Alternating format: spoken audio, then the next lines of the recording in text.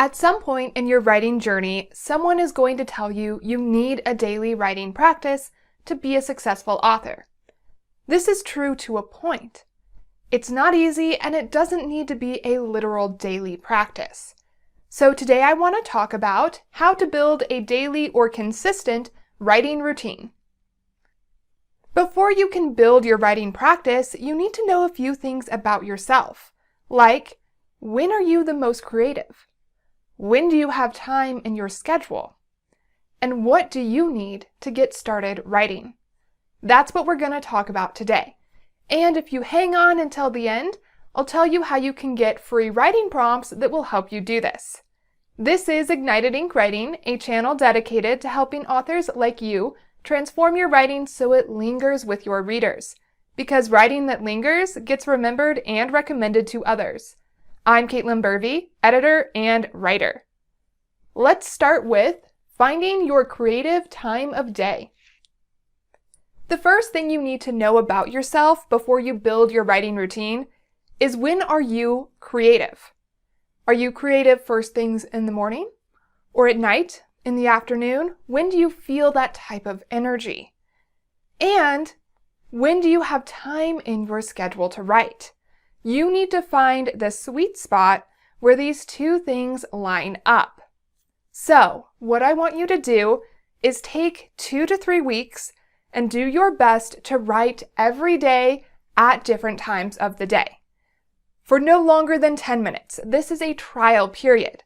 Pay attention to when it's easy for you to get started writing, when you feel that flow, when it's hard, when you are interrupted because you have too many things going on, too many people in your life who need you at that time of day, and when you do have that time to yourself. Then find the best time for both of those.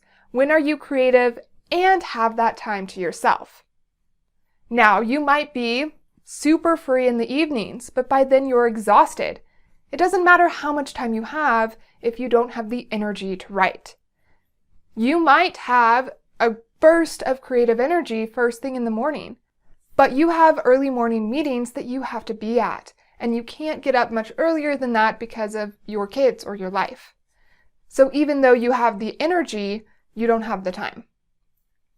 We want to look for those sweet spots. Maybe it's your lunch, your break. Maybe you get a half hour between dinner and bedtime where no one is allowed to bug you. Whatever it is, that's what we need to find. Also, what I want you to do while you're doing this trial period is pay attention to which days of the week just flat out don't work at all. Doctors tell us we should exercise every day. Few people rarely do. I try, and I manage 5 days a week most weeks. You should try to write every day, but you're probably not going to manage that every week for the rest of your life. So pay attention to what days of the week are just not writing days, and don't pressure yourself to try and be productive on those days. For example, if you do get up before everyone else in your household to write, but you have an early morning meeting on Wednesdays, skip Wednesdays. Don't try and pressure yourself to get up even earlier those days and throw off your sleep schedule. What we really want out of a daily writing practice is consistency. We're trying to build a habit, and we're trying to be consistent. But nobody does something every day. Plus, professional authors don't write every day of the week. It's their job. So they write 5 days of the week and have 2 days off because they need a break just like everyone else.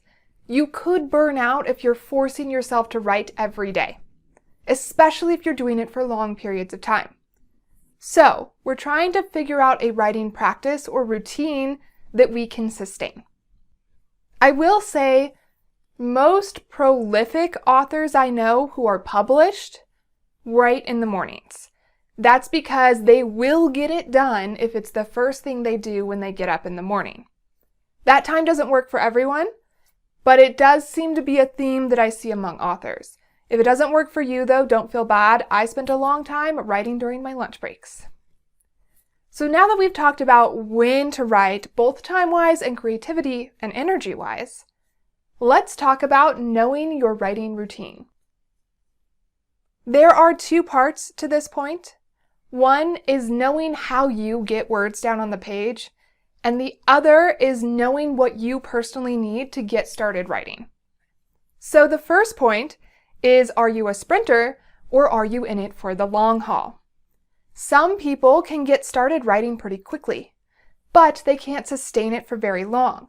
Or they have a lot going on in their life, so they can snatch 15 minutes here and there for their writing time, but they can't find a large block of time, like an hour, to sit down and write in every day. So they do what we call writing sprints. You literally set a timer for 10 to 15 minutes, and as soon as that timer starts, you do not stop writing until it goes off.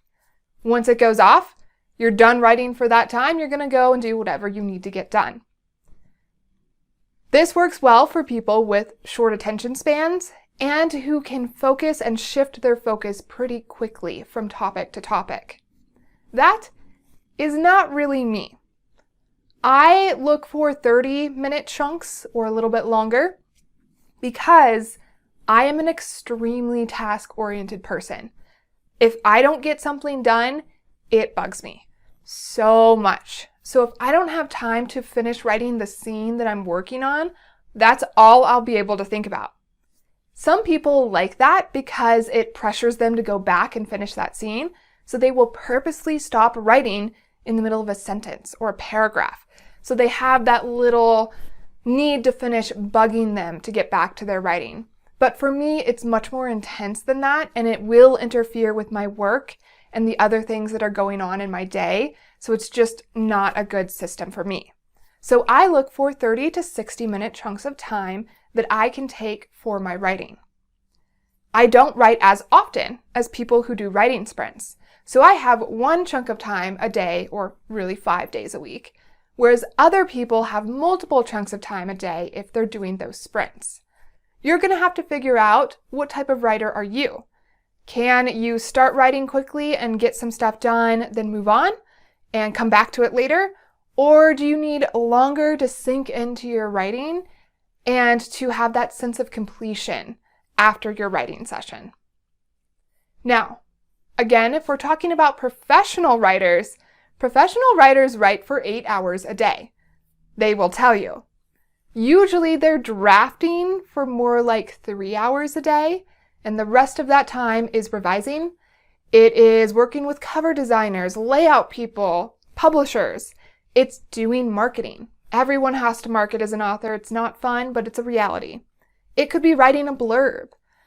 So yes, they're working on their writing business 8 hours a day, but they might not be literally drafting new content for 8 hours straight. If you want to reach that, your goal is to quit your day job and become a professional author, know that that is something you work up to. So start with an hour a day. Maybe you can sustain that, and afterwards you start to feel your creative energy draining and you can't really think more. Then stick with your hour for a month and push it to an hour and 15 minutes, to an hour and a half. Work your way up to that 8-hour workday as a writer. Now, I have been talking about drafting writing time in particular. This is not the same thing as revision writing time. The reason I want you to separate the two in your mind, at least for a little bit, is because revision is a great way to procrastinate. It's super easy to rewrite your first scene 15 times instead of writing the second scene. So when you're doing writing sprints, say that you can fit in 3 a day. 2 should be drafting new content. 1 can be revising something. If you're like me and you do larger chunks of time and you have an hour, you get to do revision for the first 20 minutes to maybe get you back in your story to look at what you wrote last time. Then for the next 40 minutes, you better be writing new content. This is assuming that you're trying to draft something new. If you're in the middle of developmental edits with a professional editor to get your book out, you might not be drafting new content at that time. I would encourage you to still write a little bit of new stuff daily, maybe for just 10 minutes, to keep up that writing habit, and because the hardest thing for a lot of authors is getting started. So that brings me to the second part of this point, which is, what do you need to start writing? In addition to a time of day where you have your writing routine, you might need a routine around getting started writing. This can be as simple as you are thinking about your story as you make your favorite coffee or tea before you sit down to write. That works really well for some authors. You might do a 5-minute meditation session. Or it might take more than that for you. Maybe you go on a walk first and that gets you in the creative mindset. But if you have a routine that you do before you sit down to write every time, that's going to train your brain that while you're doing that thing, you're getting ready to write. So you're starting to think about your story, what you're going to work on next. You're getting in that creative mode. Now, I do have a video that goes more in depth on this. It's called How to Keep Writing During Quarantine. In that one, I really talk about different writing routines. So if you want more details, that'll be linked at the end. So this routine before you start writing can take anywhere from a couple of minutes to an hour. For me, exercise gets me in the creative mindset. So I'll work out in the morning and then write. So yeah, that's a really long time to prepare to write, but I'm not just preparing to write. I'm also getting in exercise, something else I need to do every day. And know too, that getting started writing, getting those first few words down on the page can be painful. It can be difficult until you're practiced at it.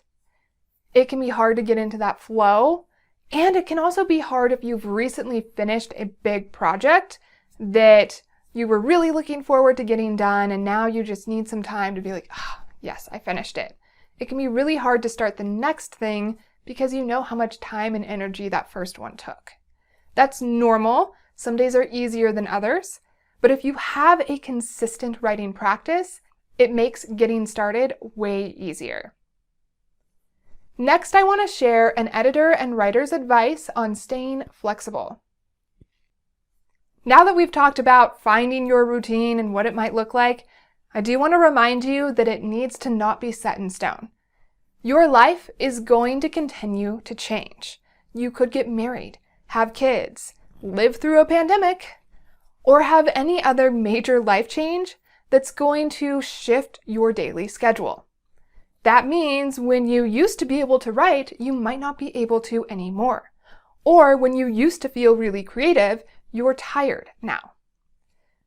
So if you do have a major life change, give yourself a grace period. Settle into a new daily routine, figure out where writing's going to fit for that new lifestyle that you have. Give yourself the time to adjust. So here's an example of that for you.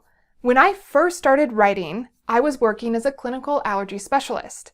I wrote on my lunch breaks, and if I got the rest of my work done before it was time for me to go home, I was allowed to write. That's because I had to stay at the office in case the doctors needed a last-minute allergy test or something, but they didn't have anything else for me to do, and we were kind of friendly, so they let me do that. That was a real blessing. I finished a novel, realized I wanted to pursue writing, so I applied to grad school. Then I went to grad school and my whole life changed because grad school takes place at night, which means I now shifted my internal clock. I was creative in the evenings instead of in the afternoons and during lunch. I had more time after my roommate went to bed than I did in the afternoon. So I had to adjust my writing routine to do that. Then I finished grad school, started my own business, and I had to adjust my routine again because my daily life changed again. It's going to happen. Just be aware that you can still find a new writing routine. Your writing will be waiting for you when you do. Also, one other point on that, if you have some sort of trauma in your life, it's normal to not be able to write around then. It's normal to have your writing change, but it will come back to some routine. Same thing if you finished a major project like I mentioned before. I do want to encourage you though, even if you're feeling that way, to try and write for 5 to 10 minutes at your normal daily writing routine time so that you keep that time blocked out for your writing and so that you practice getting started. Because again, that's the hardest part. So if you're in that in-between place, maybe you're just journaling. Maybe you're just jotting down random story ideas you've had over time. Maybe you just free write or do a writing prompt. That's enough to keep your routine going. So, what's your writing routine look like? Share it in the comments below. And for more videos filled with writing advice, subscribe to Ignited Ink Writing, a channel dedicated to helping authors like you transform your writing so it lingers with your readers. Because writing that lingers gets remembered and recommended to others. I'm Caitlin Burvey, editor and writer. To find out more about me, go to www.ignitedinkwriting.com. That is where you will find those writing prompts I talked about. I'll also link to it in these notes. I do send out a once-a-month email. It has writing advice, industry updates, but more importantly, it always starts with a writing prompt. These prompts are designed to be fun and to help you practice a writing technique that will help you become a great writer. You can sign up for that email and not read anything else, just do the writing prompt, and I will never know. So if you like writing prompts, check it out. And now it's your turn to find the best time of day and routine for your daily writing practice to ignite your ink.